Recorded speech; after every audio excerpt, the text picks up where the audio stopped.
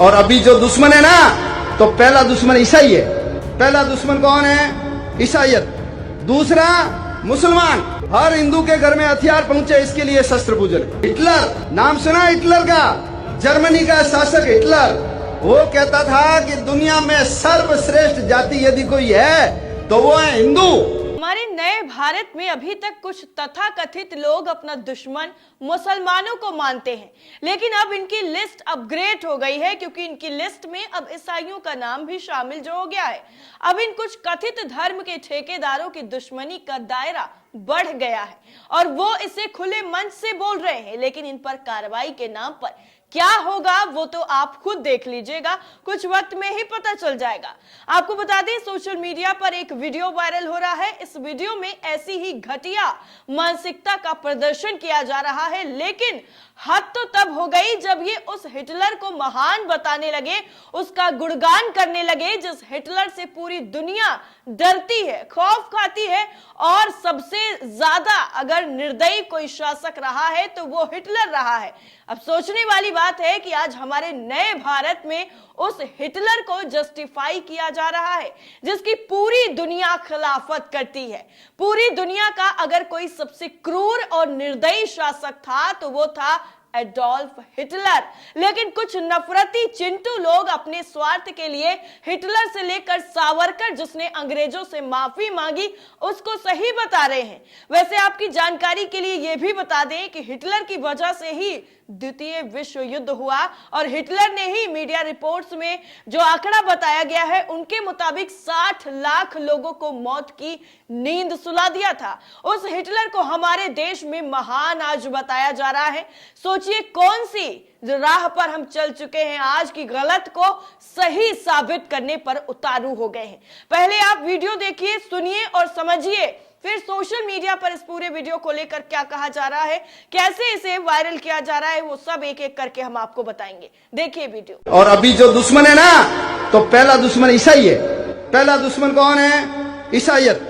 दूसरा मुसलमान। हर हिंदू के घर में हथियार पहुंचे, इसके लिए शस्त्र पूजन। हिटलर नाम सुना? हिटलर का, जर्मनी का शासक हिटलर, वो कहता था कि दुनिया में सर्वश्रेष्ठ जाति यदि कोई है तो वो है हिंदू, और दूसरे नंबर पे कोई है तो वो है जर्मन। वीडियो देख लिया आपने, बाकायदा पूरा मंच जो है वो सजा रखा है, शामियाना लगा हुआ है, लोगों का जमावड़ा लगा है और उन्हीं में से एक महान जो आत्मा है वो मंच से ये अनाप शनाप भाषण दे रहा है। पीछे बैनर से जो लगा हुआ है साफ नजर आ रहा है, जिसमें विश्व हिंदू परिषद और बजरंग दल का नाम है, जिससे ये साफ अंदाजा लगाया जा सकता है कि ये कार्यक्रम जो है वो बजरंग दल की तरफ से और विश्व हिंदू परिषद की तरफ से ही आयोजित किया गया है और ये वीडियो कथित तौर पर राजस्थान का ही बताया जा रहा है। अब सोशल मीडिया पर इस पूरे वीडियो को लेकर किस तरीके से लोग अपनी प्रतिक्रियाएं दे रहे हैं वो सब एक एक करके आपके सामने रखते हैं। सबसे पहला जो ट्वीट है वो निगार परवीन का है, आपकी स्क्रीन पर इन्होंने वीडियो शेयर करते हुए लिखा है कि हिटलर गर्भ धारण करने के लिए जर्मन महिलाएं भारत भेजता था ताकि जर्मनी में सूरवीर पैदा हो। बाकी आप सुन लीजिए, ये वीडियो राजस्थान का बताया जा रहा है। घटिया से घटिया मानसिकता जो है वो इतनी ज्यादा हो गई है कि अब सीधा सीधा ये लोग बोल रहे हैं कि हिटलर अपने यहाँ की औरतों को हमारे देश भेजा करता था। एक और ट्वीट निगार का ही है, लिखती हैं पहला दुश्मन ईसाई है, दूसरा दुश्मन मुसलमान। वैसे इन लोगों ने भी एक खास रंग पहन रखा है, उसे पहनकर खुलेआम नफरत फैला रहे हैं।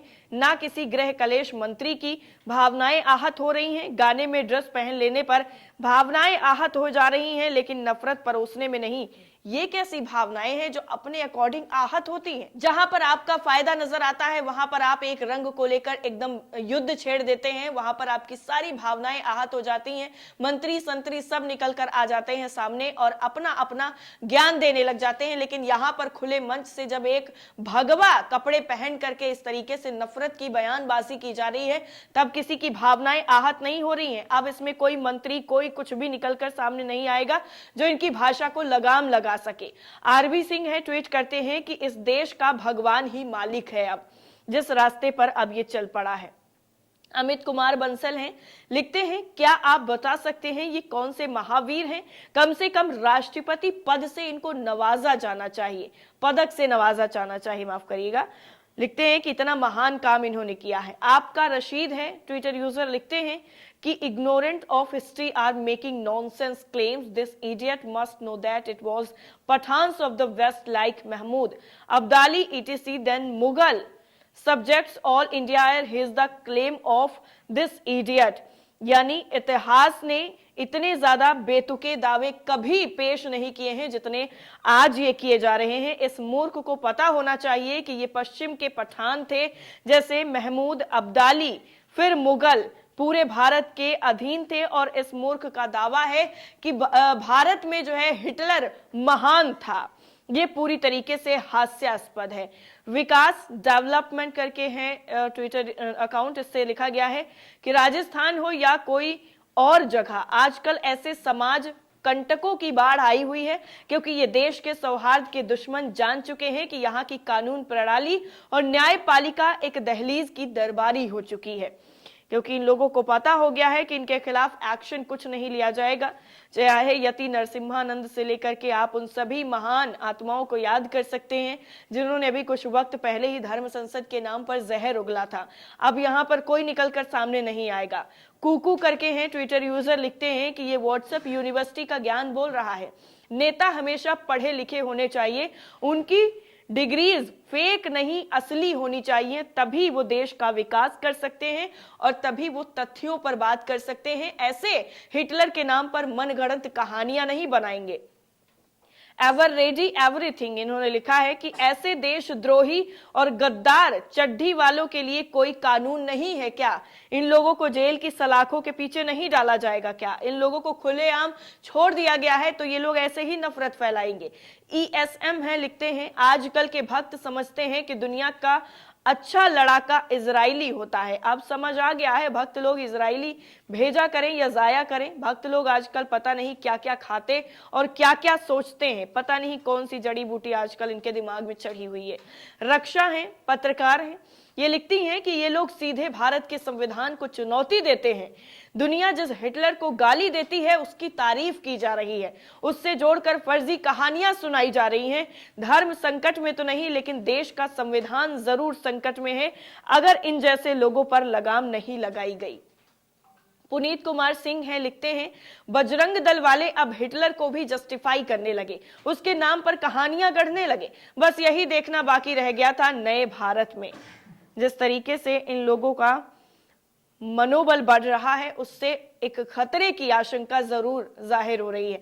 दिल्ली कांग्रेस की तरफ से भी इस वीडियो को शेयर किया गया है, लिखा गया है ये बात सुनकर हिटलर कब्र में ही गश खाकर गिर पड़ा होगा। जिस तरीके से उसकी बातों को तोड़ मरोड़ कर लोगों के सामने रखा जा रहा है और कोई वास्तविकता से मतलब नहीं है, बिना सर पैर की बातें हैं वो की जा रही हैं।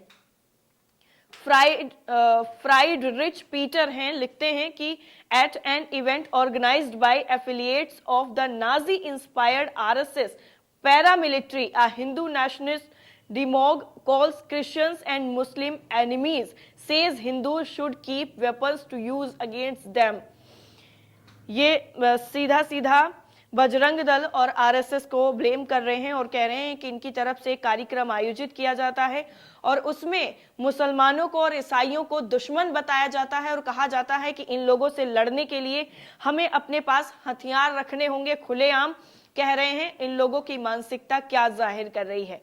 ऑरेंज बॉयलर है, ट्विटर नाम है इनका, इन्होंने लिखा he is also saying German used to send their womens to India to get pregnant from Hindus so that warriors can born.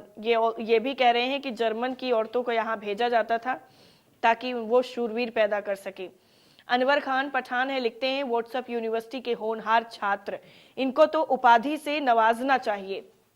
मजीद खान है, लिखते हैं बेचारा हिटलर जब उसको पता चला कि यहाँ के गोबर भक्त रहते हैं अपनी गलती पे शर्मिंदा होकर सुसाइड कर गया। ऐसे लोग मजाक उड़ा रहे हैं, इन लोगों का इस तरीके से लोग मजाक उड़ा रहे हैं अपने ही देश का, फिर भी इन लोगों को जरा सा भी शर्म नहीं है। के कुमार लिखते हैं कि ये लोग खुद ही अपनी कब्र खोद रहे हैं, ये जानते नहीं है ये हिंदुस्तान है, किसी के बाप का नहीं है, ये सभी का खून यहाँ पर शामिल है मिट्टी में। मजहब नहीं सिखाता आपस में बैर रखना। ने वाकई बहुत अच्छी बात की है। मलिक लिखते हैं कि अगर हिटलर जिंदा होता तो फिर से मर जाता इनकी इस बेहुदा तर्कों पर और इस तरीके से उसकी महानता दिखाने पर। हिटलर जो है जिस तरीके से उसने शासन किया था उसकी पूरी दुनिया में आलोचना की जाती है, लेकिन हमारा ही देश ऐसा है जहां पर उसके गुणगान किए जाते हैं, खुले मंच से उसको महान बताया जाता है और कहा जाता है कि वो देखिए इतना ज्यादा महान था, आज हम उसको अपना आदर्श मान रहे हैं। इन जैसे अंधभक्तों की इस तरीके से खुले मंच से ऐसे ऐलान करने पर और दुश्मनों की लिस्ट में इजाफा करने पर आपकी राय क्या है? कमेंट सेक्शन में हमें जरूर बताइएगा। जय हिंद।